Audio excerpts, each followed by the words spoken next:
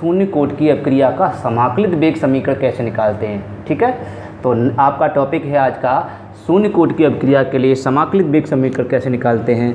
तो हेडिंग आपकी ये लिखा है स्क्रीन पर, इसको लिख लीजिए।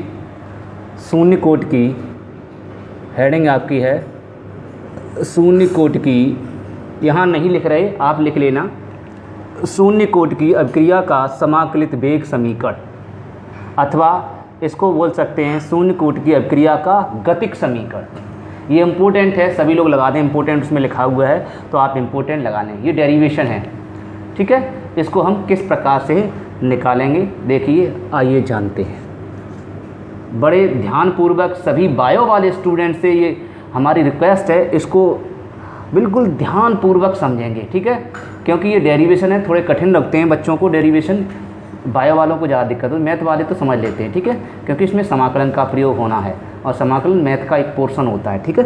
तो सबसे पहले क्या लिखेंगे, स्टार्ट करते हैं। हेडिंग आपकी सामने डली हुई है, तो लिखेंगे माना कोई, उसी हेडिंग को मैं दोबारा से समझा दे रहा हूँ, माना कोई शून्य कोटि की अभिक्रिया निम्न प्रकार है। पूरा लिख लेना, ठीक है, उसको देख के लिख लेना, जो ऊपर लिखा है उसको देख कर लिखेंगे। माना शून्य कोटि की अभिक्रिया निम्न प्रकार है। कैसे, मान लीजिए capital R equal to P, ठीक है बेटा। R फॉर रिएक्टेंट मतलब अभिकारक, P फॉर प्रोडक्ट मतलब उत्पाद। देखिए ये कोई अभिक्रिया है, इसके स्थान पर कोई भी हो सकता है, मैंने आपको बताया था। मान लीजिए प्रारंभ में इसका सांद्रण A मोल है, कितना है A मोल, ठीक है। कि ये प्रारंभ कब होता है, जब समय इसका टाइम 0, ठीक है, टाइम 0 समय में, अर्थात जब समय 0 है, 0 समय में R का मान A0 है, ठीक है। और इस प्रारंभिक सांद्रता आप जानते हैं कोई पदार्थ बना नहीं। इसको कैसे समझेंगे, देखिए सभी स्टूडेंट जानते हैं कि फर्स्ट ईयर क्लास में आप सीख चुके हैं, और जो नहीं सीख चुके हैं वो आज सीख लें। देखिए क्या है कि जैसे रिएक्टेंट, हमने मान लीजिए रिएक्टेंट की जगह आलू मान लीजिए आलू की सब्ज़ी आपको बनानी है, ठीक है। तो ये आलू आपने 10 किलोग्राम या 1 किलोग्राम आपने आलू ले लिए, ग्राम थोड़ा ग्राम मान लीजिए 1 किलोग्राम आलू ले लिए, और किस समय पर, जब समय 0 है तब। जब 1 किलोग्राम आलू आपने 0 समय पर पकाए, तो बताइए कितना पक गया, कुछ पका, कुछ भी पका नहीं पका, क्योंकि समय 0 अर्थात लगा ही नहीं, मतलब हमने कढ़ाई पर आलू रखे ही नहीं, जब रखे नहीं तो पके नहीं, तो यहाँ प्रोडक्ट कितना बनेगा, 0, कुछ नहीं बनेगा। समझ में आ गया। हाँ, लेकिन साम्य स्थापित हो जाएगा। साम्य का मतलब होता है कुछ समय बाद, कुछ समय का मतलब है t बराबर, हम कुछ ले लें, कुछ समय ले लें, 10 सेकेंड, 20 सेकेंड, 30 सेकेंड, मिनट, घंटा, कुछ भी ले लें, तो क्या होगा, तो होगा ये कि ये जो आलू है कुछ बन के तैयार हो जाएगा, कुछ ऊष्मा में निकल जाएगा, कुछ पिचक जाएगा। पहले लिया था आपने 1 किलो था, वजन था उसमें, बाद में गर्म होने के बाद रिएक्शन हो गई, उसमें गर्म होने के बाद पिचक गया, अर्थात कम रह गया, मान लीजिए X निकल गया उसमें से, ठीक है। तो यहाँ कितना रह जाएगा, आपका रह जाएगा A पहले था, X आपका उड़ गया, X निकल गया, देखो प्रोडक्ट बन गया, तो यहाँ कितना बचा रह जाएगा, A माइनस X, ये ऊष्मा के रूप में बाहर निकल गया, ठीक है। तो ये A माइनस X रह जाएगा। समझ में आया। इसको मोल लिख सकते हैं, MOLE, MOL होता है, ठीक है, मोल। यहाँ तक कोई प्रॉब्लम, ठीक है। आप समझने के लिए आप इसको NCERT बुक में इसको R0 माना गया है। मैंने आपको पिछले वीडियो में जब इसकी थ्योरी लिखाई है तब आपको समझाया, A को हम R0 बोल सकते हैं। क्या बोल सकते हैं बेटा, R0 क्यों बोल सकते हैं, देखिए टाइम कल 0 है, तो हमने बताया टाइम को नीचे संकेत के रूप में प्रदर्शित कर देते हैं, और ये R है रिएक्टेंट, तो थोड़ा अच्छा समझ में आ जाता है। ऐसे ही इसको हम लिख सकते हैं, ये टाइम T है तो ऐसे लिख सकते हैं R और सफिक्स में T, ठीक है, ऐसे भी लिख सकते हैं। यहाँ तक कोई प्रॉब्लम हो तो ज़रूर बताएं, ठीक है। ये डेरिवेशन है, इसलिए थोड़ा आपको मजबूत तरीके से अच्छी प्रकार से सीखने का प्रयास करना पड़ेगा, ठीक है। आइए आगे स्टार्ट करते हैं। इसलिए ये कॉमनली बात है, इसको आप याद रखें, ठीक है। अब क्या करेंगे, अब शून्य कोटि की परिभाषा यूज करेंगे, तो लिखेंगे शून्य कोटि की परिभाषा से। डेरिवेशन आपका लिखा हुआ है, समझ में तो आ रहा होगा। वो अगर जो बच्चा यहाँ ना समझ पाए वो वहाँ लिख ले, ठीक है।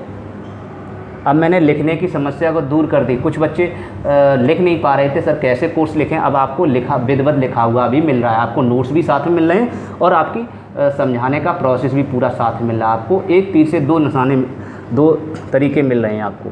तो शून्य कोटि की परिभाषा क्या कहती है? शून्य, पहले आप पिछली वीडियो देख लें। शून्य कोटि की परिभाषा कहती है वेग जो होता है वो अभिकारक जो होता है उस अभिकारक के 0 घात के समानुपाती होती है, ठीक है। इसको वेग नियम या दर व्यंजक भी कहते हैं, शायद आप लोग स्टूडेंट जानते हैं। तो ये जो घात दिखाई दे रही है बेटा, घात, इसी को शून्य कोटि कहते हैं। अगर यहाँ 1 आ जाए तो 1 कोट, 2 आ जाए तो 2 कोट, ये आपका वेग नियम होता है। क्लियर? जिसको यहाँ समझ में ना आए पूछ लेना, पीछे आप वीडियो को देख लेना। इससे पिछला वाला वीडियो हमने समझाया, वेग नियम कहलाता है वेग प्रोपोर्शनल r पर घात 0, क्योंकि इसकी कोटि जो है वो 0 है। यहाँ n का मान कितना है आपका, n बराबर 0 है, ठीक है। इसको कोटि कहते हैं।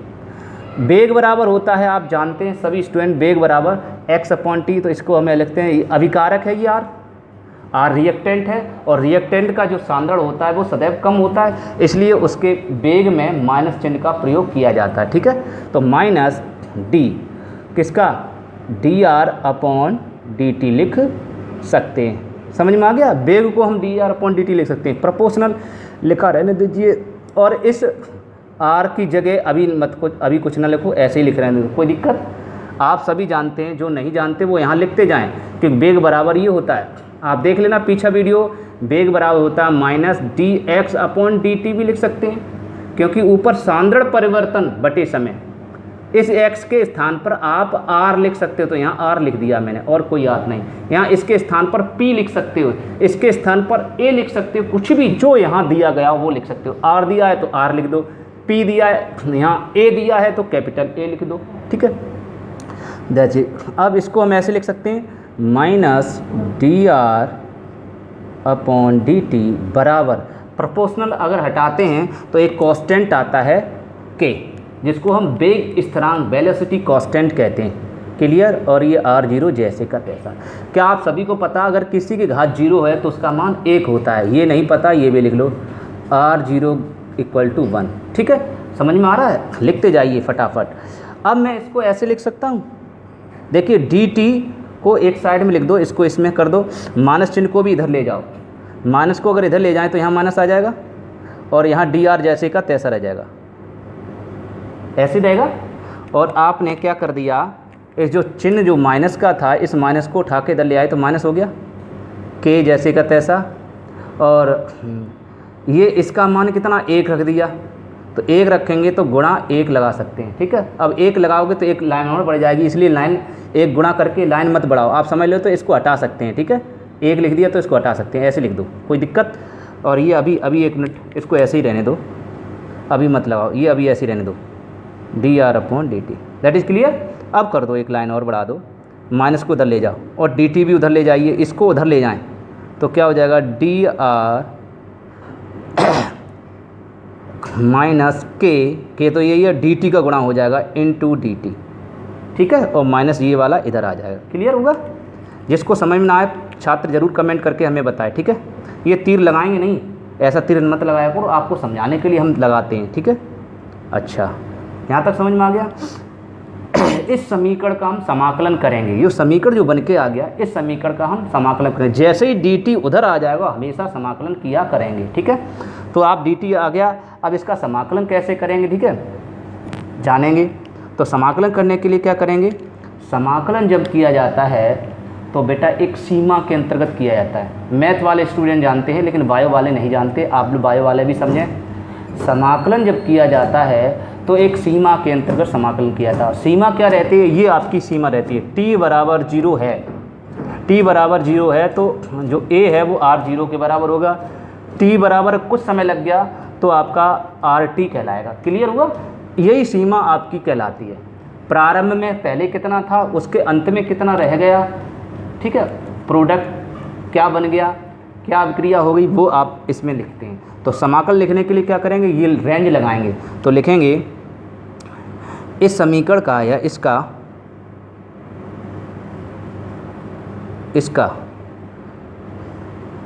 t बराबर 0, ठीक है, t बराबर 0 समय पर क्या करेंगे, r बराबर r0, r के स्थान पर r0 लिखेंगे। ये देखिए, इसको r बोल सकते हैं, मैंने बताया a को r बोल सकते हैं, ठीक है, लिख सकते हैं। और t बराबर, अब मैं r ले रहा हूँ, a माइनस एक्स नहीं ले रहा हूँ, ठीक है। ये आपका प्राइवेट बुक में ये दिया गया, तो आप इसको प्राइवेट बुक के लिए छोड़िए। एनसीईआरटी बुक में r0 माना गया, rt माना गया, तो एनसीईआरटी बुक के अकॉर्डिंग करिए। आप चाहें तो इसके अकॉर्डिंग कर सकते हैं, कोई गलत वाली बात नहीं है, ऐसा नहीं है, आपको कोई परेशानी आएगी, ठीक है, परेशान ना हो। तो इसका t बराबर 0 पर r बराबर r0 तथा और क्या करेंगे, तथा t बराबर t मतलब t का मान, t बराबर t का मतलब 10 मिनट, 20 मिनट, 30 मिनट, कुछ भी है ना इधर, ठीक है। पर r क्या कहलाएगा, rt कहलाएगा, ठीक है। लेने पर क्या करेंगे, समाकलन करेंगे के अंतर्गत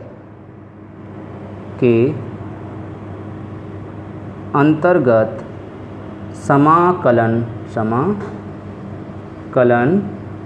करने पर इसका समाकलन करेंगे, ठीक है। तो ये आप कॉपी कर लो फटाफट, फिर हम आपका समाकलन करना सिखाते हैं आपको,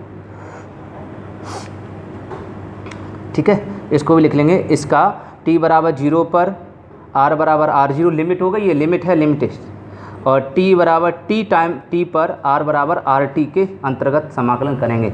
कुछ बच्चों को ये कठिन लग रहा है, तो मतलब शॉर्ट करना है, तो आप ये ना लिखें, ये लाइन बिल्कुल मत लिखना, डायरेक्ट समाकलन कर देना। कैसे करेंगे डायरेक्ट समाकलन, देखिए, ये चाहो तो आप लिख सकते हो, ये चाहो तो इसको हटा भी सकते हो, अगर ऐसा लग रहा हो बड़ा है। तो देखिए शॉर्ट कैसे करेंगे, ट्रिक क्या है, ये आप स्क्रीन पर देखते जाइए फटाफट। क्या करेंगे, इसका जब समाकलन करेंगे तो आपको देखा है, इसके समाकलन जब करते हैं तो दोनों पक्षों का समाकलन करते हैं, इधर साइड का भी समाकलन, इधर समाकलन का संकेत क्या होता है, ये रहा समाकलन, ठीक है, समा जाता है, और इस इधर वाले का भी समाकलन करेंगे ऐसे, ठीक है। अब ये समाकलन इधर वाले में किसका समाकलन करेंगे, ये रहा डी आर का, तो यहाँ लिखेंगे डी आर, ये मैथ वाले स्टूडेंट के लिए बहुत अच्छा लगेगा। उसके बाद इसका समाकलन करेंगे, देखिए डी के आगे समाकलन लगाते हैं, सही है बेटा। अब ट्रिक के ऐसे समझ लो, ये मान लीजिए सांप है, सर्प, और डी फॉर डस लेगा, तो सांप डी को क्या करेगा, डस लेगा, डस। तो जब सांप करेगा डी को, जब ये सांप है, सर्प डी को जब डस लेगा तो ये सर्प भी खत्म हो जाएगा और डी भी खत्म हो जाएगा, ठीक है। अर्थात आपका आंसर आएगा केवल आर। समझ में आ रहा, ये ट्रिक है, वरना तो आप याद कर लेंगे, ऐसे क्या याद करेंगे, ठीक है। ऐसे इसका मतलब ये जो समाकलन है वो कांस्टेंट के आगे नहीं लगाया जाता, ऐसा नहीं आप इसको यहाँ लगा दें, नहीं, आप हमेशा डी के आगे लगाएंगे, क्लियर, हाँ। तो इसलिए समाकलन आप कहाँ लगाएंगे, यहाँ लगाएंगे, डी। तो के को कहाँ कर देंगे, बाहर, के को बाहर, सही है। अच्छा, यहाँ तक कोई प्रॉब्लम हो तो बताएं। अब मैंने बताया समाकलन लिखने का तरीका क्या करते हैं, जो समाकलन होता है, इस समाकलन से अवकलन, ये अवकलन है, डी फॉर डिफ्रेंशिएशन, तभी तो अवकल समीकरण कहा जाता है। ये अवकल समीकरण लिख गया, तो इसलिए इसको अवकल समीकरण कहते हैं, क्योंकि ये अवकलन है, ठीक है। तो इस अवकलन को समाप्त करने के लिए, अवकल को समाप्त करने के लिए क्या करते हैं, इंटीग्रेशन का प्रयोग करते हैं। इंग्लिश में इसको इंटीग्रेशन कहते हैं, हिंदी में कहते हैं समाकलन, क्लियर। तो समाकलन क्या करेगा, डी को ख़त्म कर देगा, समाकलन अवकलन का एक दूसरे उल्टा होता है, ठीक है, इसलिए ख़त्म करेगा। तो आपका लिमिट यहाँ, अब बात आती है लिमिट। यहाँ लिमिट कितनी होती है, lower limit, upper limit. Lower सबसे कम वाला कौन सा मान है, ये किसके लिए यूज होता है, आर। तो आर कहाँ लिखा है, ये रहा, तो आप आर के नीचे सबसे कम वाला R0 लिखोगे, समझ में आ रहा है। फिर ऊपर वाला, ऊपर आर के स्थान पर क्या लिखोगे, RT, फिर यहाँ RT लिखोगे, सही है बेटा। ऐसे ऊपर ज़्यादा वाली लिमिट लिखी जाती है, जिसका मान ज़्यादा आता है और जिसका मान कम होता है उसको नीचे लिखा जाता है, नीचे वाला कम ऊपर वाला ज़्यादा। ऐसे ही इसमें ये R0 ये टाइम है, देखो ये टाइम है, ये टाइम है तो इसमें टाइम वाली लिमिट लगेगी। अब टाइम वाला लिमिट सबसे पहले टाइम कितना माना 0, देखिए ये लिखा t बराबर 0, फिर समय t कितना माना t बराबर t, तो इसका मतलब समय t माना। सही है बेटा। बहुत से स्टूडेंट इसको ऐसे लिख सकते हैं r बराबर RT, r बराबर R0, लेकिन ये टाइम फालतू की चीज़ है, इतनी ज़्यादा झंझट मत पालो, सीधा ऐसे ही लिख दो, कोई दिक्कत। ठीक है, लिमिट समझ में आ गई कैसे लगाते हैं। अब आप इसको हल करेंगे। अब इसको हल करने का तरीका क्या है, आप क्या करेंगे, इस d से समाकलन खत्म हो गया, केवल इसका आंसर आया r एक्टिव मास, तो यहाँ नीचे वाला नीचे रहेगा, ऊपर वाला ऊपर रहेगा, जैसा तैसा। ऐसे ही इसमें करेंगे, ऐसे ही इसमें जब करेंगे तो माइनस जो आपका सामने है माइनस के, ठीक है, और इसका आप करेंगे डिफ्रेंशिएशन, तो इसका अभी देखो इंटीग्रेशन से डिफ्रेंशिएशन खत्म हो जाएगा, ये सांप इस d को डस लेगा, केवल t बचेगा। देखो इस d से इंटीग्रेशन खत्म हो गया, इस इंटीग्रेशन से अवकलन खत्म हो गया, इंटीग्रेशन से डिफ्रेंशिएशन खत्म, इंटीग्रेशन से डिफ्रेंशिएशन खत्म, क्या बचा t, तो ये t लिख देंगे। कितना आसान है, ट्रिक से पढ़ो तो बहुत आसान है। अब बचा आपका क्या, यहाँ जैसे का तैसा 0, यहाँ जैसे का तैसा। क्लियर। अब क्या करेंगे, अब यहाँ इसका रूमाल रखा था, रूमाल पता नहीं कहाँ चला गया, चलिए, तो ये दैट इज क्लियर। अब क्या करेंगे, इसको अब कुछ नहीं करेंगे यहाँ तक। अब क्या है, अब इनकी ये जो लिमिट रखी है, इस लिमिट को हम रखेंगे। ठीक है, इस लिमिट के द्वारा हम कैसे मान रखेंगे, बड़े गौर तरीके से हम सीखने का प्रयास करेंगे। देखिए कैसे करते हैं, ज़रा इसी को देखना बहुत ज़रूरी है। अब यहीं थोड़ी सी बच्चों को प्रॉब्लम आ सकती है। तो देखिए क्या है, जो छात्र बायो वाले हैं, जिनको ये नहीं समझ में आया ये कैसे ख़त्म हो गया, तो ये लिख लें यहाँ संकेत के रूप में, यहाँ थोड़ा सा आप लिख लें कहीं भी ऐसे, चूँकि अवकलन dx, ये सूत्र होता है dx, सूत्र है बेटा, इंटीग्रेशन dx बराबर x होता है। ठीक है, ऐसी इंटीग्रेशन y बराबर y होता है, मतलब d से x, ये इंटीग्रेशन खत्म y हो जाता है। अब तो समझ में आ गया। हाँ, ज़्यादा डिटेल समझने की ज़रूरत नहीं है। अब देखिए मान कैसे रखते हैं, मान देखिए, सबसे पहले upper limit minus lower limit. Upper माने ऊपर वाली, तो पहले ऊपर वाली लिखेंगे, क्योंकि जो ज़्यादा मान है वो पहले लिखेंगे, ज़्यादा मान।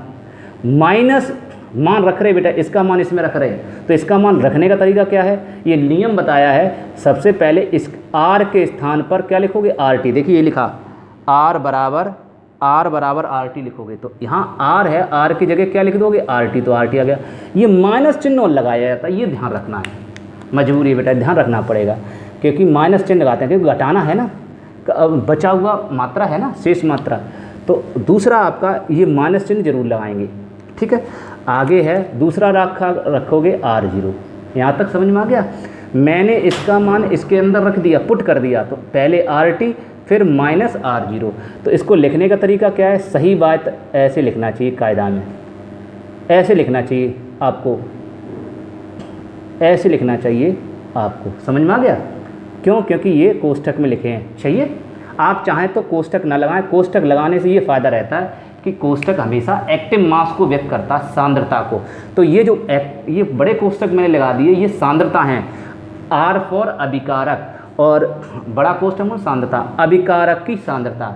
इसको बोलेंगे t समय पर अभिकारक की सांद्रता, इसको बोलेंगे 0 समय पर अभिकारक की सांद्रता, अर्थात प्रारंभिक सांद्रता। ये प्रारंभिक सांद्रता, ये अंतिम सांद्रता है। पहले आलू कितना था, कच्चा आलू कितना था, फिर पकने के बाद कितना हो गया, वो आलू, वो सांद्रता है। ठीक है, बराबर माइनस ये जैसे का तैसा रहेगा, माइनस के जैसे का तैसा। इसके अंदर भी आप मान रखेंगे, किसके अंदर, इसके अंदर। देखिए इसमें तो कोष्ठक है, तो इसके अंदर मान रखेंगे। पहले क्या रखेंगे, t, फिर क्या रखेंगे, -0। पहले t के स्थान पर t रखेंगे, फिर t के स्थान पर 0 रखेंगे, लेकिन माइनस चिन्ह लगा के। ठीक है बेटा। अब आपको कि सर इसमें कोष्ठक क्यों लगाना पड़ा, क्योंकि इसमें k बाहर है, इसलिए कोष्ठक लगाया, और कोई खास बात नहीं। अब इसका इसे ऐसे लिख सकते हैं, क्या लिख सकते हैं, RT माइनस R0 बराबर माइनस k का मल्टीप्लाई करेंगे तो -KT, और k का इसमें 0 में गुणा करेंगे, इसका इसमें करा कर दिया तो KT होगा, K का इसमें 0 में करेंगे तो 0 रहेगा, 0 लिखा नहीं जाता, इसे 0 लिखने नहीं है। ठीक है, तो आपका समीकरण बन गया RT बराबर, इस एक को उधर ले जाओ, -KT जैसे का तैसा रखने दो, प्लस इसको अगर पक्षांतर कर दें, क्या कर दें, पक्षों का अंतर, जो जानते नहीं है वो लिख लिया करें, पक्षांतर क्या करेंगे, पक्षांतर करने पर, तो इसको उठा के हम उधर ले जा रहे हैं, तो R0 को उठा के माइनस का चिन्ह उधर ले आए तो प्लस हो जाएगा R0। ठीक है, ऐसे तो समझ में आ गया। तो इसके लिए ये काला है तो थोड़ा काले में लिखो तो अच्छा समझ में आ जाएगा। ये प्लस का चिन्ह हो गया, आपको समझ में आ गया ये प्लस का चिन्ह कैसे आ गया, क्योंकि पक्षांतर किया। तो आप देख रहे हैं ये एक तरह का रेखा समीकरण बन के तैयार हो गया। आपको शायद दिखाई दे रहा होगा कि एक तरह का ये रेखा का समीकरण बन के तैयार हो गया है। ठीक है, इसलिए इसको समीकरण 1 आप मान लो तो बेटर रहेगा। क्या मान लो, समीकरण 1। यहाँ तक कोई प्रॉब्लम हो तो बताएं। इसको हम इस रूप में भी लिख सकते हैं। देखिए क्या लिख सकते हैं, ये भी आपका समीकरण बन गया, और ऐसे भी लिख सकते हैं। कैसे, देखिए गौर करने की बात है। इस माइनस का मल्टीप्लाई इसमें कर दें, माइनस का इसमें मल्टीप्लाई कर दें तो क्या हो जाएगा, ये प्लस हो जाएगा और ये माइनस हो जाएगा। देखो ये हो जाएगा प्लस और ये हो जाएगा माइनस, तो ये माइनस वाला हमेशा पीछे लिखा जाएगा, तो ये इधर हो जाएगा RT पीछे, ये प्लस हो जाएगा तो ये आगे लिखा जाएगा R0। ठीक है, आगे समझ में। हाँ, अब इसको हम हटा दे रहे हैं, ये तो आपका पहले लिख चुका है, ये भी आप पहले लिख चुके हैं। ठीक है, अच्छा यहाँ तक कोई दिक्कत। और आपका चिन्ह जो है वो अंदर क्या हो जाएगा, माइनस का। ठीक है, और आपका क्या रहेगा, यहाँ प्लस KT रहेगा। क्या, माइनस का हमने माइनस को हटा दिया, माइनस का अंदर गुणा कर दिया तो KT हो जाएगा। तो अगर हम K को भी भाग दे दें या T को भी भाग दे दें तो आपका फॉर्मूला क्या बन जाएगा, T का हम नीचे भाग दे दें तो आपका फॉर्मूला बन के तैयार हो जाएगा आपका ये। तो इसको भी आपको ये वाला फॉर्मूला समीकरण 1, ये वाला ऊपर, और ये समीकरण 2, ये समीकरण 1 और समीकरण 2, ये दोनों शून्य कोट की अभिक्रिया के गतिक समीकरण कहलाते हैं। तो लिख लेना ये दोनों समीकरण, ये दोनों, क्योंकि वो और वो एक ही चीज़ तो है, उसको कब या करके लिख दिया, तो इसलिए आप लिखेंगे, कोई दिक्कत नहीं। ये दोनों समीकरण शून्य कोट की अभिक्रिया के वेग समीकरण, वो समाकलित वेग समीकरण बोलेंगे, वेग समीकरण नहीं बोलेंगे क्योंकि वेग समीकरण पहले हो चुका। अगर वेग समीकरण कहें तो सीधा ऐसे लिखेंगे, ये वेग समीकरण है, ये केवल वेग समीकरण है। अगर क्वेश्चन आ जाए वेग समीकरण क्या है तो आप केवल वेग प्रोपोर्शनल R/0 लिखेंगे। ठीक है, ये वेग समीकरण और समाकलित वेग समीकरण अंतर सीख लिए, नहीं गलत कर दोगे आप, सब गलत हो जाएगा। ये वेग समीकरण अगर कहता समाकलित करिए तो समाकलन इसका कर देंगे। ये देखो समाकलन किया है, इंटीग्रेशन, ये देखो इंटीग्रेशन किया, क्लियर। अच्छा, ये काटना मत आप लोग, ये काटना नहीं है, ऐसे मैं तो समझाया था। ठीक है, हटाना ऐसा नहीं है आप काट दो, ऐसे ही लिखेंगे। ठीक है, ये तीर मत लगाए को, जो हम समझाते हैं समझो। तो क्या हो जाएगा आपका, हो जाएगा, हाँ मैंने कहा था ये दोनों समीकरण शून्य कोटि की अभिक्रिया के क्या हैं, गतिक समीकरण, गतिक समीकरण कह दो या समाकलित वेग समीकरण होते हैं, समाकलित वेग समीकरण होते हैं। वो आपका लिखा हुआ है, उसको लिख लें। यहाँ तक किसी को प्रॉब्लम हो तो बताएं, हम कुछ रफ करने वाले हैं, जल्दी कॉपी कर लो, नहीं तो स्क्रीनशॉट ले लो। ठीक है, चलिए अब देखिए समझ में आ गया होगा। कोई समस्या हो तो बताएं बिल्कुल।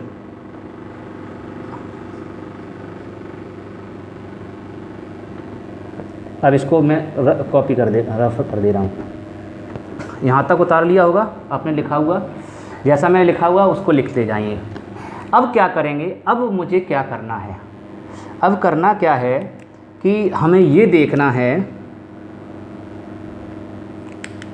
कि इसका ग्राफ कैसे हम बनाएं। कभी कभी आ जाता क्वेश्चन कि शून्य कोटि की अभिक्रिया के लिए ग्राफ का निरूपण कीजिए, शून्य कोटि की अभिक्रिया द्वारा ढाल ज्ञात कीजिए, शून्य कोटि की अभिक्रिया के वेग समीकरण द्वारा अंतःखंड ज्ञात कीजिए, कभी कभी पूछ लेता है। तो ये आप नोट पॉइंट के रूप में लिख लें। ठीक है, सभी लोग आर एक्स्ट्रा लिखेंगे। यहाँ तक ही लिखे आना परीक्षा मगर कहता शून्य कोटि की अभिक्रिया गति समीकरण का व्यंजक स्थापित करो, तो इतना ही लिखना, इससे आगे नहीं करना। इससे आगे करना है तो आपको लाइन ख़त्म कर दो, मतलब यहाँ ख़त्म हो चुका है। अगली तरफ से आप नोट पॉइंट लिखेंगे। अगर कहता है कि उसका आपको ग्राफ भी बनाइए, तो आप ये नोट पॉइंट हटा देना और इसको इसमें मिला देना। होशियार बच्चे कर लेंगे, ठीक है। इस नोट पॉइंट को आप ख़त्म कर देंगे और इस जो लिखा हुआ है प्लस उसमें ये जो अभी लिखा रहे हैं वो भी ऐड कर देंगे, तो आपका दोनों हो जाएगा, ठीक है। वरना आपको इतना ही लिखना, और अभी तक परीक्षा में इतना ही आया, नीचे वाला नहीं आया। नीचे वाला IIT या नीट के लिए इम्पोर्टेंट है, ठीक है। तो जो बच्चे कमज़ोर बालक हैं, जो चाहते हैं केवल यूपी बोर्ड में करीब 80, 90, 95% तक बन जाए तो काफ़ी है, तो आपकी इतने से काम जाए। 95, खैर 95 के लिए सब पढ़ना पड़ेगा। हाँ, 80, 90 तक आपकी बन जाएगी, तो 90 के लिए आप उतना पढ़ें। तो जो आप लिखना चाहें तो लिखें, कमज़ोर बालक ये लिखना चाहें तो लिखें, ना लिखना चाहें तो ना लिखें, ये कोई ज़बरदस्ती नहीं है, ठीक है। लेकिन होशियार स्टूडेंट ज़रूर लिखें इनको, ठीक है। चलिए, अब नोट पॉइंट में क्या है, जो समीकरण 1 मान रहे, इस समीकरण 1 में क्या, ये समीकरण देखो रेखा के समीकरण रूप में लिखा है, ऐसा लग रहा है ये रेखा है। देखिए y के रूप में इसे मान लो mx + c, है ना, मान लें तो ये रेखा का रूप निरूपण करता है। जब रेखा का निरूपण करेगा तो हम क्या करें, ग्राफ खींचें। अच्छा, ग्राफ कैसे खींचें, किस में खींचेंगे? आप ग्राफ खींचें RT में, ठीक है, और समय के बीच। अब आप पूछोगे सर RT और समय के बीच, क्योंकि अभी मैंने किस को लिया था, यहाँ जो मैंने लिया था उत्पाद में, यहाँ किस को लिया, T को लिया था और किसको लिया था, R को AB, R0 को AB बोला था, मैंने अभी बताया था। तो R0 के स्थान पर AB लिख सकते हैं, समझो। इसका मतलब हमें किसको लेना, T को लेना और केवल R को लेना, इन दोनों में से एक, क्योंकि ये और ये एक ही चीज़ है, तो इसलिए आप ये ले लो। इसलिए हम केवल R और T के बीच ग्राफ खींचेंगे। समझ में आ रहा? क्योंकि पहले टाइम 0 लिया, फिर टाइम क्या लिया, RT लिया, T लिया, फिर R की जगह RT आ गया, सही है, R0 आ गया। इसलिए आप 0 से लेकर, मतलब प्रारंभ से लेकर अंतिम, अंत तो ये है, ये तो प्रारंभ ही है, प्रारंभ से लेकर अंतिम तक के बीच सांद्रण आप चेक करोगे, उनके बीच ही ग्राफ खींचोगे। तो लिखेंगे RT तथा, मतलब ये सांद्रता है, अभिकारक की सांद्रता, T समय पर अभिकारक की सांद्रता तथा T के बीच ग्राफ खींचने पर, है ना। यदि और लगा लेना, लिख लीजिए, यदि RT तथा T के बीच ग्राफ खींचें, ठीक है, तो क्या करना पड़ेगा, तो आप क्या करेंगे, RT को y अक्ष पर लेंगे, ठीक है। तो इसका मतलब, तो इस समीकरण की तुलना किससे करोगे, y बराबर mx + c से करेंगे। समझ में आ गया? मतलब आपको क्या करना, RT को y अक्ष पर लेना पड़ेगा, समीकरण 1 की तुलना, ठीक है। इस समीकरण ऐसे ना, इस समीकरण 1 और लिखना है, इस समीकरण 1 की तुलना, समीकरण 1 कहाँ, ये रहा। तो इसको आप y अक्ष पर, तो ये देखिए y की तरफ लिखा है, चेक कर लीजिए, इधर लिखा है, और ये दोनों KT किधर लिखा है, इस साइड में लिखा है, तो ये इस साइड में।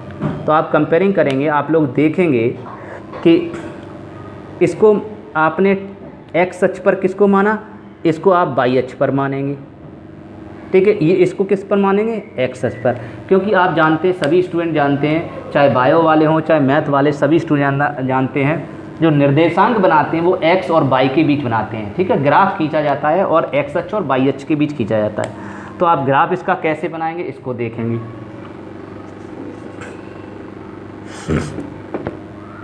ग्राफ बनाने का प्रयास कर रहे हैं हम, आप चाहिए चेक करते हैं। तो ग्राफ ऐसे बनाते हैं,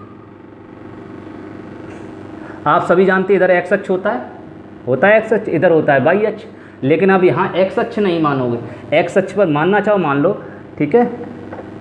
ये x अक्ष होता है, और ये स्थान पर मूल बिंदु बोलते हैं, सब जानते हैं इसको आप मूल बिंदु बोलते हैं, राइट है। तो x अक्ष पर आपने किसको माना, x अक्ष पर आपने t को माना। देखिए x बराबर t, तो x के स्थान पर क्या लगाओगे, t, तो इसके स्थान पर t। इसका मतलब इस x अक्ष की दिशा में कौन चलेगा, t, टाइम चलेगा। और इस दिशा में किसको माना आपने, इस दिशा में देखिए बाई की दिशा में क्या माना, आर टी, तो इसके स्थान पर आप लिखोगे आर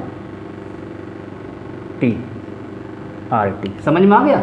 अच्छा, अब आपको समझ में आ, अब एक चीज़ और ध्यान रखनी है, ये बहुत इंपॉर्टेंट चीज़ है कि आपको ये ध्यान रखना है क्या, कि यहाँ देखना अगर x सच, ये x सही है, अगर x सच के आगे जो भी मान दिया जाए वो नेगेटिव है, ऋणात्मक है, तो ग्राफ हमेशा नीचे झुकेगा। अगर ये प्लस है तो ग्राफ ऊपर जाएगा, प्लस माने अधिक और माइनस माने कम, तो कम की ओर झुकेगा, अर्थात नीचे की ओर चलेगा ग्राफ। इस चीज़ को ध्यान रखें। देखिए इस समय माइनस है, इस समय चिन्ह माइनस है, तो माइनस इसलिए ग्राफ कैसा गिरेगा, नीचे की ओर गिरेगा। तो नीचे गिरेगा, ऐसे गिरेगा, ऐसे हो, तो यहाँ से गिरेगा। अब कहोगे सर यहाँ से क्यों गिरेगा, यहाँ से कहीं भी, इसका मतलब इस लाइन से कहीं भी गिरेगा। क्यों गिरेगा, ऐसा ही क्यों गिरेगा? देखिए अंतःखंड इसमें कितना दिया गया, अंतःखंड ये सी के स्थान पर है, ये सी के स्थान पर है, तो इसकी अगर तुलना करें से करने पर तो आप करेंगे, देखेंगे, मैं ये आर टी बराबर बाई यहाँ लिख दो, यहाँ ना लिखो तो आप लिखोगे बाई बराबर आर टी, ठीक है। और क्या लिखोगे, एम के स्थान पर के, एम बराबर माइनस के, एक्स के स्थान पर टी और सी के स्थान पर R zero. That is clear?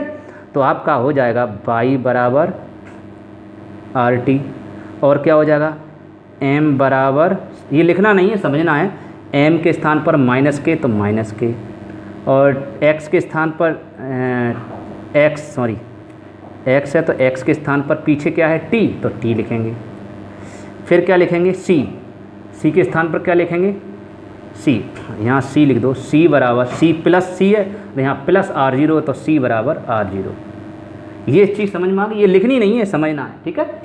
इसका मतलब ये आपके ये रूप बनेंगे अगर कंपेयरिंग करेंगे तो आप इन्हीं का मान रखेंगे। अब देखिए सी क्या है, अंतःखंड, और अंतःखंड हमेशा बाई अक्ष पर कटता है, ये लोग समझ लो, सभी जानते हैं मैथ के स्टूडेंट, बायो को नहीं जानते तो ध्यान रखने, अंतःखंड हमेशा बाई अक्ष पर कटता है। किस पर कटता है, बाई अक्ष पर, ठीक है।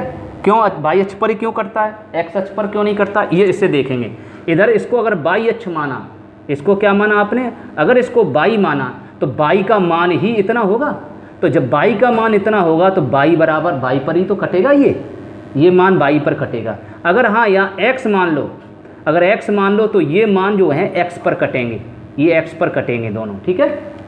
समझ में आ रहा है?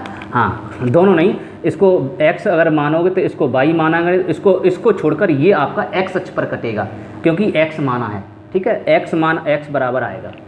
इतनी बात क्लियर हो गई? चलिए मैंने इसमें कट्टम कटरा कर दिया, उसमें देख लेना आपका लिखा हुआ है स्क्रीन पर। तो इसका मतलब जो ढाल आएगा, जो नीचे आएगा, इसका मतलब यहाँ जो कटा है बाई अक्ष यही तो है, तो इस बाई अक्ष पर क्या आएगा आपका आर जीरो, ये आएगा सी बराबर आर जीरो। समझ में आ गया? तो अंतःखंड कहाँ हुआ, ये देखो आर जीरो, तो आर है तो आर की लाइन पर ही तो कटेगा। हाँ, और ये जो नीचे की ओर झुक रहा है ये ढाल कहलाता है, इसको ढाल कहते हैं। ढाल कितना आया आपका, ढाल का आंसर कितना, माइनस के, ठीक है। ये ढाल जो है इसको हिंदी में प्रवणता कहते हैं। क्या बोलते हैं, प्रवणता भी लिख लीजिए। प्रवणता का एक और नाम है, ढाल बोल दो या प्रवणता बोल दो या झुकाव बोल दो। क्या बोल दो, झुकाव भी बोलते हैं, ठीक है। इसको व्यक्त किससे करते हैं, एम से। किससे व्यक्त करते हैं, एम से। तो हाँ ऐसा करते हैं, यहाँ कोष्टक में एम लिख दो, एम बराबर आपका आंसर कितना आया, माइनस का के। ये आपको अगर ज़रूरत पड़े तो ये आपका आईआईटी पोर्शन के लिए ज़्यादा इम्पोर्टेंट, तो इसको लिख लें। मुझे उम्मीद है आपको थोड़ा थोड़ा तो समझ में आ ही गया होगा, अगर ज़्यादा नहीं आया तो आपको ज़्यादा आगे हम समझा देंगे। आप इतना उतार लीजिए, कॉपी कर लो फटाफट, ठीक है। पूरी प्रयास आपको कर रहे हैं आपको हर एक पॉइंट समझाने का, लिख लीजिए। अब क्या करेंगे, इसका मतलब एक सरल रेखा बनेगी, वो भी लिख लेना, एक सरल रेखा बनती है, ये भी लिख लेना जो अभी मैंने लिखाया था। यदि हम आर टी और टी के बीच ग्राफ खींचते हैं तो एक सरल रेखा प्राप्त होती है, ये भी लिख लेना, उसमें लिखा हुआ है, मैंने लिखा नहीं, आप लिखना, एक सरल रेखा प्राप्त होती है या सीधी रेखा प्राप्त होती है, ठीक है। जिसका ढाल, वो भी लिखना, जिसका ढाल कितना होता है, माइनस के बराबर होता है, तथा अंतःखंड को क्या बोलते हैं, सी बराबर कितना होता है, अंतःखंड सी बराबर R0 होता है। ऐसे कर लो, लिख लो, होता है। कोई समस्या हो तो बताएंगे, ठीक है, हो गया, इतना सही है। अब एक और नोट पॉइंट लिख सकते हैं अगर चाहें तो। दूसरा नोट पॉइंट क्या लिख सकते हैं, दूसरा नोट पॉइंट आपका नोट दूसरा होगा। दूसरा नोट पॉइंट क्या हो सकता है, यदि जो आपको पहले दिए थे, पहले नंबर में बताया था हमने, ए के स्थान पर R0 लिख सकते हैं, बोला था। और मैंने बोला था a माइनस एक्स के स्थान पर RT लिख सकते हैं, बोला था। तो आप a बराबर R0 और a माइनस एक्स बराबर RT भी लिख सकते हो। किस में, इस समीकरण में। अगर ये लिखेंगे, लिख सकते हैं, तब शून्य कोटि की अभिक्रिया का गतिक समीकरण, कौन सा, गतिक समीकरण या समाकलित वेग समीकरण कैसा हो जाएगा, निम्न प्रकार होगा। कैसा हो जाएगा, इनके मान रख दो। सूत्र आप जानते हो, सूत्र क्या अभी मैं आपको लिखाया था, सूत्र था कैपिटल K बराबर R0 माइनस RT। जिस छात्र को डेरिवेशन समझ में नहीं आया हो तो मुझे कमेंट करके बताएंगे, तो हम आपको इस डेरिवेशन को दोबारा करा देंगे, ठीक है। बटे टी, यही तो था। इसमें मान रख दो, तो R0 के स्थान पर आप क्या रखोगे, R0 के स्थान पर रखोगे a, तो इसके स्थान पर a रख दो, a आ जाएगा, माइनस RT के स्थान पर क्या रखोगे, a माइनस एक्स। ये देखो RT है, इसके स्थान पर a माइनस एक्स, तो यहाँ रख दो अंदर आपका मान रहेगा a माइनस एक्स बटे टी जैसे का तैसा। अब इस माइनस का अंदर गुणा करेंगे तो माइनस आ जाएगा, और ये माइनस माइनस क्या हो जाएगा, प्लस। तो ये माइनस में a, ये प्लस के कट जाएगा, तो माइनस का वरना प्लस, तो आपका x बचेगा, केवल क्या बचेगा, x। तो आपका सूत्र बन जाएगा, आपका सूत्र बनेगा कैपिटल K बराबर, यहाँ क्या बचा, x, ये K है, K बराबर ये K रहेगा, और x T जैसे का तैसा। तो आपका ये फॉर्मूला बन के तैयार है, K बराबर x अपॉन T। ये देखो स्क्रीन पर आपका लिखा हुआ है, ठीक है, T बराबर x अपॉन। क्लियर। अगर कोई समस्या हो तो मुझे कमेंट करके ज़रूर बताएं। आपको सारा कुछ आपको मिल रहा है, पूरा प्रयास करें। K बराबर x अपॉन T, ठीक है। अगर इसके बीच ग्राफ खींचें, अगर बाई चांस ये भी कह दे कि ये समीकरण दिया गया है, इस समीकरण के बीच ग्राफ खींचे, तो इसको कैसे करेंगे, इसको भी कर लो, ऐसी का बात, ये भी सीख लो।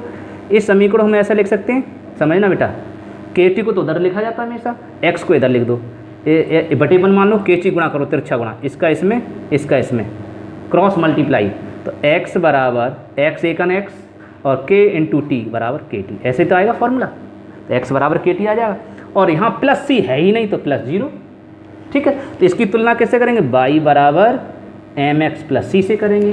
तो भाइयों आपको दिखाई दे रहा है, तो y के स्थान पर x है, तो y के स्थान पर क्या x लिखोगे, समझ में आ रहा।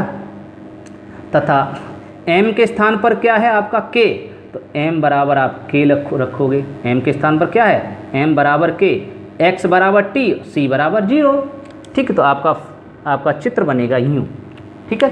तो ये है बाई अक्ष पर, ये अक्ष है बेटा, अक्ष बोलते हैं। तो बाई अक्ष पर क्या मानोगे, x, अर्थात x अक्ष को बदल दोगे, तो बाई अक्ष ये रहा और x अक्ष ये होता। इस बाई अक्ष पर किसको मानोगे, x, तो आप यहाँ x लिखोगे, क्या लिखोगे, x, ठीक है। लेकिन ये x लिखोगे, ठीक है। ये इसका मात्रक क्या होता है, सांद्रता होती है, इसका मात्रक होता है मोल प्रति लीटर, ठीक है। आ गया समझ में। अच्छा, ये दूसरा क्या है, बाई को x अक्ष और जो x पर क्या मानोगे, x अक्ष पर t समय, तो x अक्ष पर क्या मानोगे, t समय। तो इसका मतलब सेम वही है, प्रोसेस वही है, x अक्ष पर हमेशा t मानते, याद रखें, x अक्ष पर हमेशा t, और बाकी बचा x। इसका मतलब इधर मेरी तरफ वाला है, मेरी तरफ हमेशा बाई होगा, और बाई को हमेशा इस लाइन पर लेंगे, क्लियर हुआ। और उधर t है, तो t को इस साइड में लेंगे, मेरी समझ में आ गया। मेरी साइड वाले को इधर लेंगे सीधा खड़ा, उस साइड वाले को हमेशा उस तरफ लेंगे, क्लियर। हाँ, तो t हो गया। अब ग्राफ खींचे, आप देखेंगे इसे, यहाँ प्लस है कि माइनस है, यहाँ प्लस k है, पॉजिटिव के है, इसका मतलब ग्राफ ऊंचा जाएगा, प्लस के। अब कहाँ से होकर जाएगा? अंतःखंड कितना है? सी अंतःखंड कितना है? 0। तो सी बराबर 0, इसका मतलब सी को बाई कहते हैं। तो बाई अक्ष पर, तो बाई अक्ष पर बना अंतःखंड कितना होगा? 0। तो बाई अक्ष कहाँ है? ये रहा बाई अक्ष। तो 0 कहाँ होगा? 0 मूल बिंदु होता है, इसी को 0,0 बोलते हैं, इसको 0 कहते हैं, क्योंकि यहाँ से कुछ हो जाएगा तो थोड़ा बढ़ जाएगा तो 0 ही होगा। तो 0 से होकर और ऊपर जाएगा तो 0 से होते हुए सीधी रेखा बनेगी ऐसी, समझ गए? बहुत आसान। तो इसका ढाल कैसा होगा? ढाल ऊपर की ओर है तो ढाल बराबर होगा के। तो आपका ढाल कहलाएगा प्रवणता, या इसको बोलते हैं झुकाव, ठीक है? इंग्लिश में स्लोप कहते हैं, SLOPE, इंग्लिश में स्लोप कहते हैं। क्लियर? SLOPE। मुझे लगता है कि आपको इतनी बात समझ में पूरी आ गई होगी, ठीक है? अगर कोई समस्या हो तो मुझे कमेंट करके ज़रूर बताएं। मैंने आपको पूरा प्रयास किया है, फिर भी कोई प्रयास में कमी रह गई हो तो हमें कमी बताया करो। आप हमें मेरी कमियां अगर आप बताएंगे तभी तो हम आपको अच्छा समझा पाएंगे। आप कमियां हमें बता नहीं पाओगे तो लिखी हुई है, लिख लीजिए।